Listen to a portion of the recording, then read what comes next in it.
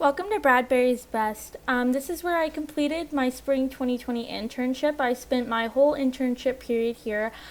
This is a feed store, a ranch supply store, lawn and garden store. You can find things for small animals, pests, pretty much anything you're looking for. We have hardware as well as solar fencing and electric fencing stuff. We sell stuff for birds, bird houses, so on and so forth. We have vaccination, antibiotics, and stuff for your livestock. We even have hunting and fishing stuff. Pretty much just a little bit of everything here at Bradbury's. We have plants, vegetables, and flowers. We have hardware. We have trailer implement like hitches and stuff like that. Just pretty much a little bit of everything.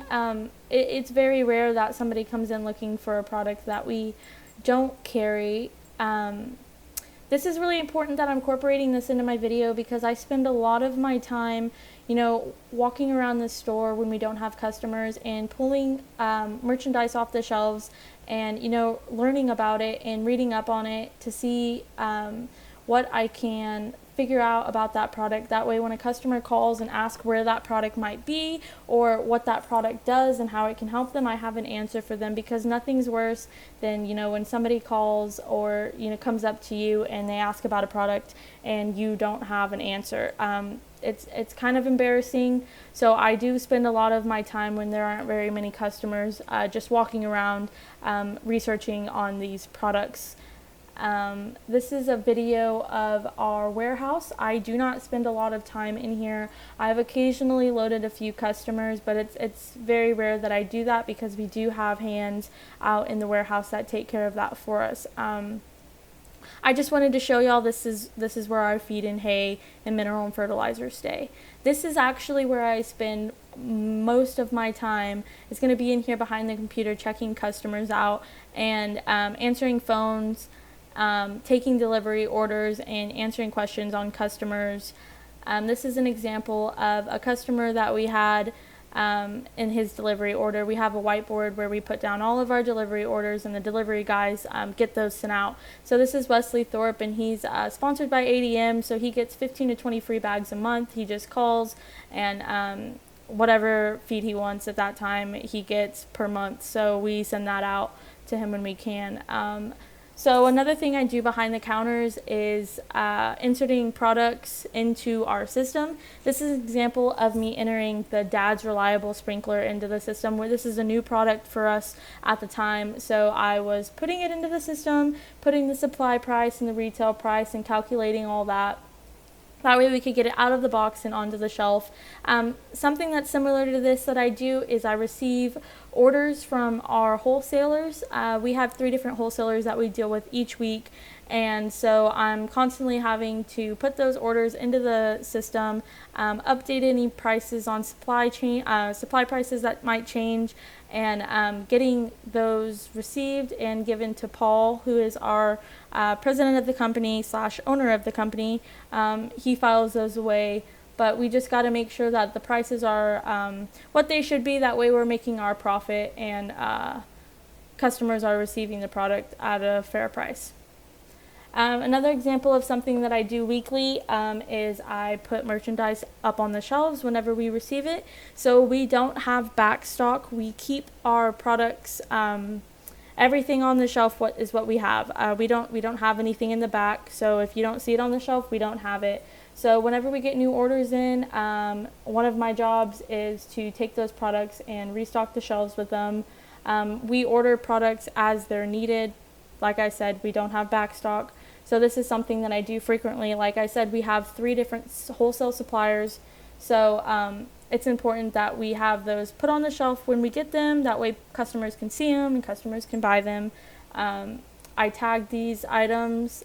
We don't tag individual items because if the price changes, it just makes it. I am posting stickers onto plants that we sell. Springtime has been very busy for Bradberries, and just to add on top of it with the COVID-19, there have been a lot of people that, have never gardened before or ever planted anything in their life that all of a sudden want to become gardeners. So we've been getting 2 trucks a week of flowers, and we go through them pretty fast. But it's important that we keep these tags on them. That way, whenever we get busy, we can just take those up to the counter and get them scanned pretty fast and efficiently to get people moving, because the occupancy inside the store is not very much. It also helps because it's just me and another associate in the store. And when people come in and ask for prices, it makes it kind of inconvenient if we're with a customer already. So with these price tags on the flowers, it really helps make things go a lot smoother. Overall, this is exactly what I do every week on a daily, weekly basis. I really hope y'all enjoyed seeing a little insight of what I do. Thank you for watching. Good afternoon. I am Kaitlyn Galvan, and I'm going to be going over a little bit of a reflection over my time at Bradberries Best. It is a feed and ranch supply store out of Dublin, Texas. They are located in Stephenville as well, but I completed my full internship in Dublin at the feed store, 40 hours a week, every day. So a few classes I can look at and reflect on my internship that really were able to help me in certain ways were general animal science, horticulture, and ag economics. General animal science really helped me because I was able to reflect back on nutritional needs for livestock, different breeds of livestock, and feed rations for them. And it really helped me because I work at a feed store, and a lot of times I was faced with questions like, I have this 800-pound bull and I need him to get beefed up a little bit more. What can I feed him? Or what kind of mineral or protein can I give my livestock to really get them going? And so being exposed to that little bit of nutrition through animal science was really helpful in the long run for my experience at Bradberries. The next would be horticulture, because plants is a really big thing for Bradberries. In the springtime, we do vegetables, vegetable seed, and plants, live plants like flowers and vegetables. And it was really important because I was able to reflect back on that when I had customers come in and ask, what's going on with my peach tree, or why are they wilting? And I was able to give them some type of ideas of what's going on because I was able to reflect back on that class and what kind of plant diseases we went over in that class. And when people asked a good time to plant stuff, I was able to give them an answer because I knew what perennials and annuals were, and if they would grow back and when they would grow back. So that was really helpful as well. The other one would be ag economics, and ag economics was really helpful too because I was constantly behind the computer looking at prices, comparing prices, and changing prices. And I got to see prices go up and down due to the pandemic, and really get a good look at supply and demand and how it actually works and affects retail businesses. So I was able to have a little bit of background in that, and so that was really helpful for me as well. Next, I will go into my Beyond the Discipline, and the first one that I think is probably the most important for a majority of us would be speech. I spend every day speaking with customers, whether it was on the phone or in person. 90% of the time I was speaking with somebody, building new customer relationships, taking over the phone calls. I spent a lot of time speaking with people. So as far as speech, it really put me out of my comfort zone and allowed me to speak in front of a lot of people and make me uncomfortable, which was really needed and really built my confidence in speaking to strangers and just talking to them, because I have people come in and they just want to talk. I have old people that come in and they just want to talk about how their day was and what's going on in the world, and being able to do that with somebody that you don't even know is kind of awesome. So I think that's really important, and I was really able to reflect and use those techniques and tools that I learned in that class.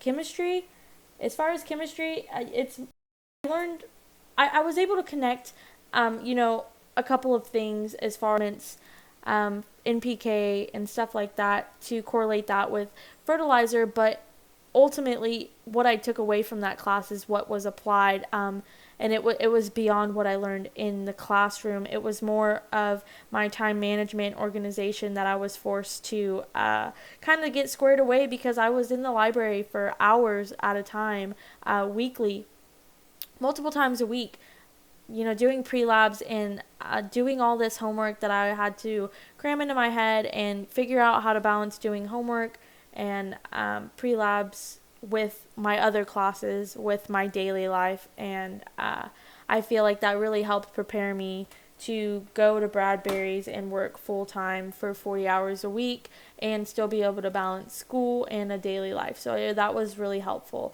And music and appreciation, like I said, that's kind of beyond it as well, because my internship had nothing to do with music, but what it did have to do with was research on products, and I did a lot of research in music appreciation. I was really put out of my comfort zone, having to research about topics that I didn't have any idea about, and to be 100% honest, there were a lot of products in that store that I had never even seen or used before, and so having to research those products and be placed out of my comfort zone to really get a grasp on what those products are used for and how I can educate the customers that come in was really important. So I can thank that class for teaching me a lot of research and research techniques that were very easily applied during my internship process.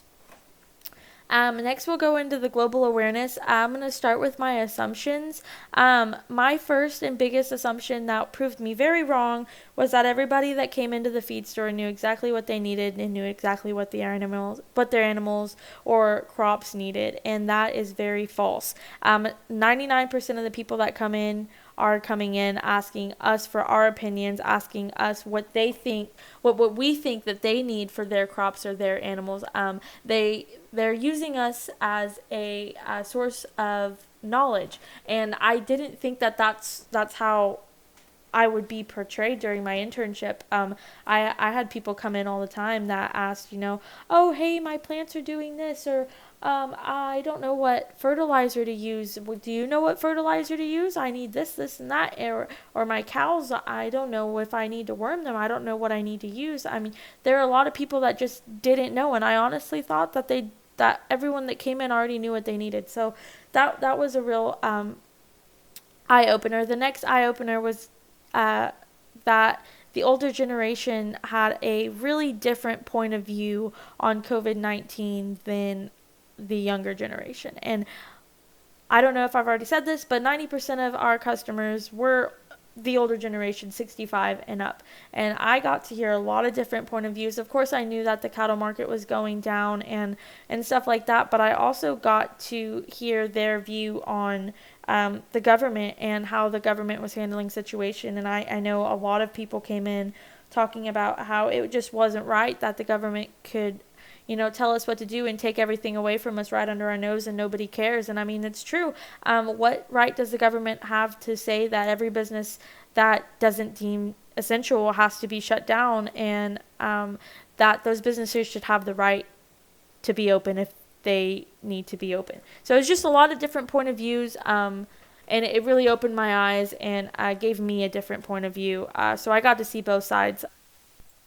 People's reaction to COVID-19 really was very surprising, because it surprised me the number of people that actually turned to agriculture and took a second to step back and look and realize that your vegetables and meat don't grow on the shelves, and that you can supply yourself with the things that you need, and you don't have to rely on H-E-B or Walmart to do that for you. So we had a lot of new customers come in that had never gardened or raised livestock in their life, and so it was really awesome to see the expansion of agriculture through this short period of time, and see how a pandemic really opens up people's eyes and really helps them realize how important agriculture is in the bigger picture. So what's next is I will be moving back to Bastrop when my lease is up at the end of July, and I will be going back home. I am in the process and have been job searching for a while now, and I will continue to job search And unless I find something that's good up here near Stephenville or Fort Worth area, I will be moving back home because I can't afford to live here with no job. So that's what I will be doing. And when I move back home, I will be working for Mason Properties. She is a property owner and manager. I've been working for her since I was about 17 years old, and that's what I'll do in the meantime until I find a job. But other than that, that's what's going on with me. I hope y'all enjoyed my little presentation of what I do at Bradbury's and how I was able to connect that with my academic career. Thank you for watching.